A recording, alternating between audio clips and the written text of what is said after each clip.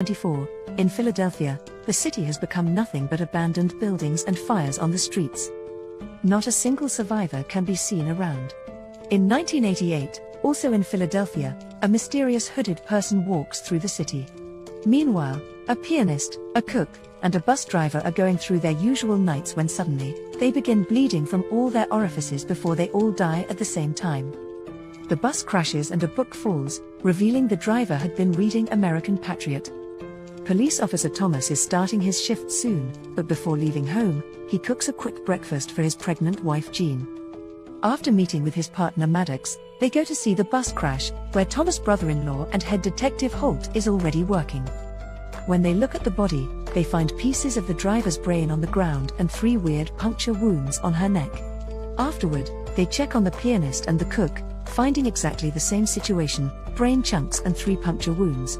Later, Thomas and Maddox go to see the doctor in charge of the autopsy, who explains the wounds were injection sites deep enough to impact the vertebrate. However, nobody in the lab can identify the poisonous substance used in this injection.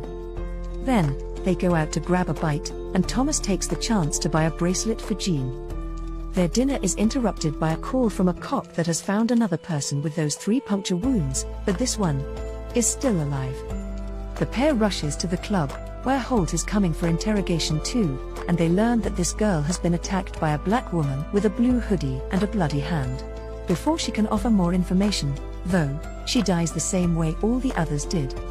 The police force begins interrogating every black woman they can find, and thanks to a few witnesses, they get an identikit. Soon they find the area where the murderer was last seen, and Thomas and Maddox end up coming across her by mere chance. Her name is Rhea and she runs to hide in the subway station, so the cops follow her there, missing when the radio in the car announces Jean is going into labor. Thomas finds an empty futuristic weapon on the ground that looks like the thing Rhea used for the injections, but it's Maddox the one that finds her first. Rhea easily fights him off and breaks his leg before running off, but the noise they make is enough for Thomas to find them. He aims his gun at her, only to freeze when she begins speaking mysterious words. Rhea knows his name and says this is where it happens. She also congratulates him on his new daughter and apologizes for Maddox, claiming she didn't mean to.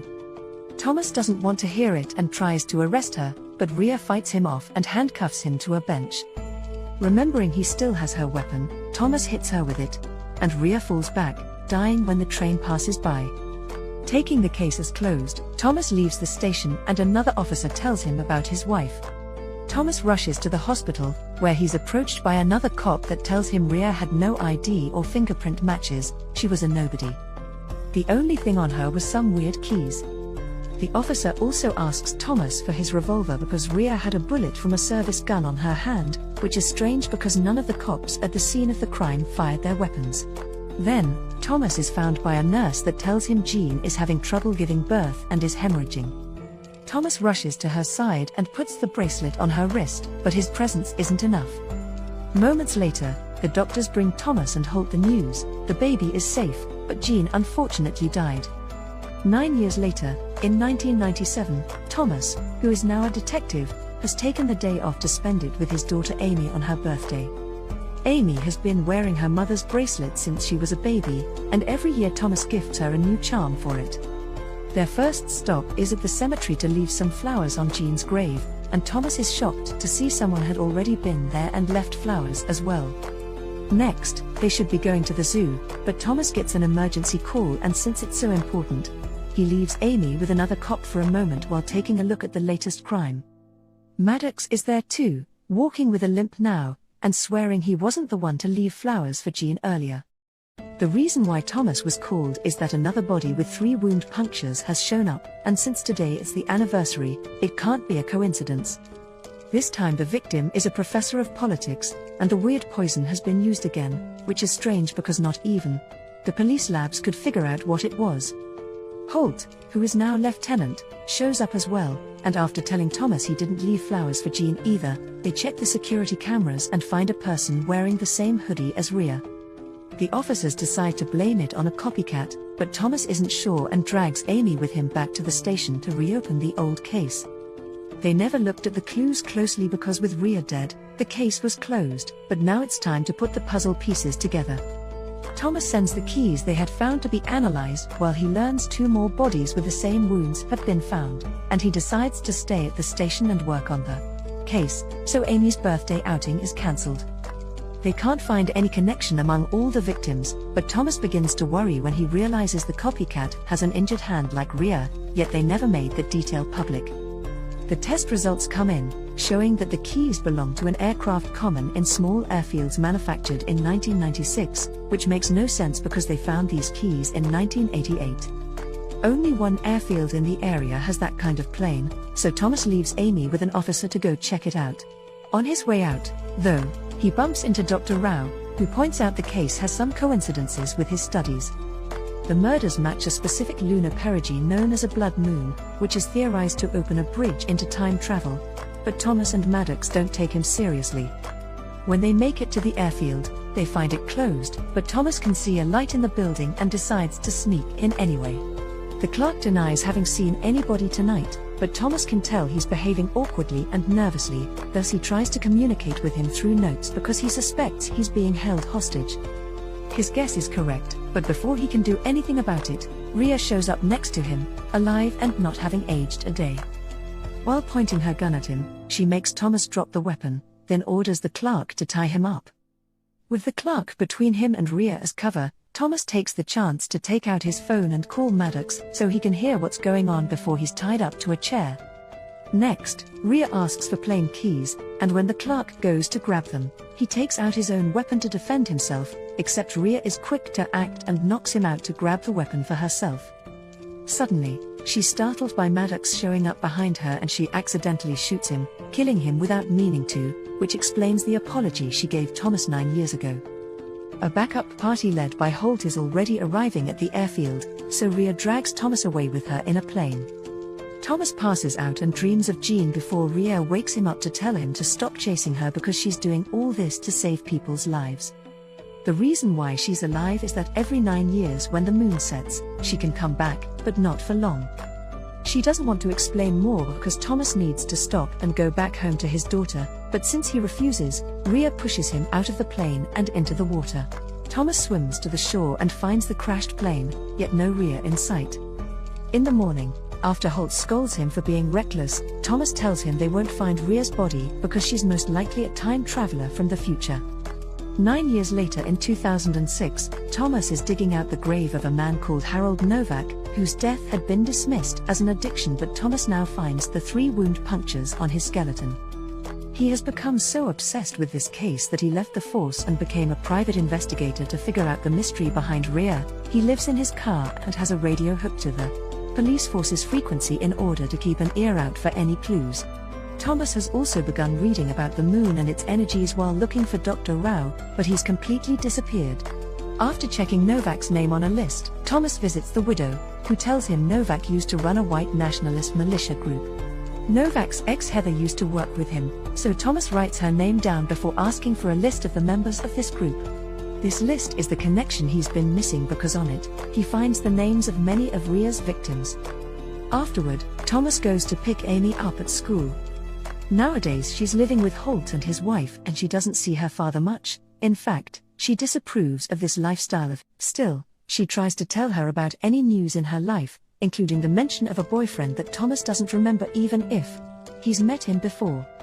Then, Thomas drops Amy at her home, but not without giving her a birthday present, which is another charm. Unfortunately, Amy stopped wearing the bracelet ages ago, and Thomas didn't even notice. Next, Thomas visits Jean's grave before getting together with Holt at a cafe to show him the new clues he's found. Thomas thinks Rhea is killing all the members of this group with an advanced poison from the future that can be activated remotely, and she's moving backward in time while the rest of the world moves forward, which explains why Thomas saw her die and then reappear just fine, and why she had that information about him. Thomas just wants Holt to help him get Heather's address, but Holt thinks he's crazy and dismisses the time-traveling theory. Not willing to give up yet, Thomas pretends to cry and accept he's in a bad mental health state, apologizing for his actions. Holt hugs him and promises to help him find a therapist, and Thomas takes the chance to steal his badge. Once Holt is gone, Thomas pretends to be him and calls the station to ask for Heather's information from the system. Unfortunately, By the time Thomas makes it to Heather's place, she's already dead, and she's got the same bleeding and 3 wound punctures. Suddenly, Rhea jumps out of the house and Thomas tries to shoot her, wounding her hand with one of his bullets as it was previously found on her dead body. Rhea escapes on a bike, so Thomas steals a truck and follows her to the same beach where she had crashed the plane. By entering a sewer pipe, Thomas finds the place where Rhea hides her time machine, but before he can do anything, she activates it and gets away. When Thomas leaves the sewer, Holt and his men are waiting for him to arrest him, not believing his crazy story about a time traveler. From afar, Rao watches this whole scene happen. 9 years later in 2015, Rao has finally finished working on the poison that would later be used by Rhea by testing it on pigs. Thomas had been right, it's activated remotely from a computer, which explains why all the victims die at the same time. His lab is near the same shore with the sewer pipe, and the security cameras show him that today, Thomas is making camp at the beach because he knows it's the anniversary and Rhea should be coming. While waiting, Thomas gets a call from Amy, telling him that even if they barely see each other nowadays, she'd like him to be there when she has her baby. He barely has time to think about what to do when suddenly, his face is covered and he's knocked out. When he wakes up, Thomas finds himself in Rao's van with all the dead pigs. Rao himself is driving and explaining that it's thanks to Thomas' investigation that he understood Rhea is saving the world and she's the culmination of his own research. He'll be keeping Thomas locked for a few days so Rhea can do her thing, then Rao promises to let him go. Thomas doesn't accept this plan, though, and he jumps on Rao to try to make him stop the van. Instead, the vehicle ends up crashing and Thomas gets to run away. A few moments later at the beach, Rhea shows up after time traveling for the first time, and Thomas is there waiting for her. He intends to kill her so she can't keep traveling back, that way the murders won't happen and he won't become this obsessed shell of a person. Rhea explains he won't do that because she's known him her entire life. In fact, Thomas was the one that told her to take this job. Then, Rhea takes off her bracelet, revealing she's Thomas' granddaughter, explained by the fact Amy married a black man. Thomas puts his gun down and asks Rhea to stop him from killing her in the past, but she can't because it's already happened and time traveling is a one-way trip. Then, Rhea asks Thomas to go home and spend time with Amy while she finishes her mission. It all started when Rhea was 9 and a man detonated a van with explosives that killed 11,000 people. This triggered a series of events that ended in a civil war that killed millions and left the country in ruins. That's why Rhea volunteered to go back and shoot all the members of the militia group with the doctor's special poison, which is activated by an old Rao in the future, resetting the whole timeline. In the present, Thomas makes it to the hospital just in time, and Holt is glad to see he's finally chosen family over work. Thomas gets to hold the newborn Rhea for the first time, and he puts the bracelet around her